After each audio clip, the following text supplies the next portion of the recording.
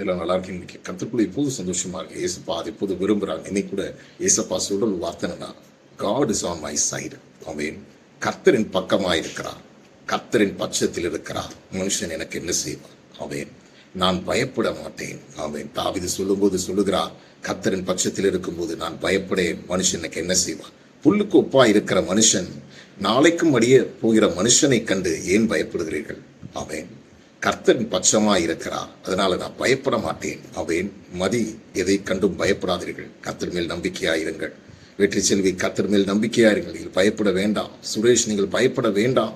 அவன் சண்முகராஜ், நீங்கள் பயப்பட வேண்டாம். கர்த்தர் உங்களோடு கூட இருக்கிறார். அவன் கர்த்தர் எங்களோடு கூட இருக்கும் போது மனுஷனுக்கு என்ன செய்வான்? அவன் அதனால ஏசப்பாவுக்கு பயந்த போதும் நான் மனுஷனுக்கு பயப்பட தேவையில்லை. அவன் தாவீது கோலியத்தை கண்டு பயப்படல.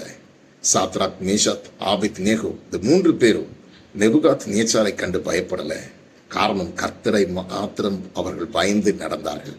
அவருடைய வாழ்க்கையில கர்த்தரை மாத்திரம் முன்பாக வைத்து அவருக்கு மாத்திரம் பயந்து நடந்தால் நாம் மனுஷனுக்கு பயப்பட மாட்டோம். அவன் மோர்தகாயும் அதே போலதான், ஆமனை கண்டு பயப்படல. அவன் இன்னைக்கு மனுஷர் உங்களுக்கு விரோதமாக எழும்புகிறார்களோ பயப்பட வேண்டாம் என்று ஆண்டவர் சொல்லுகிறார்.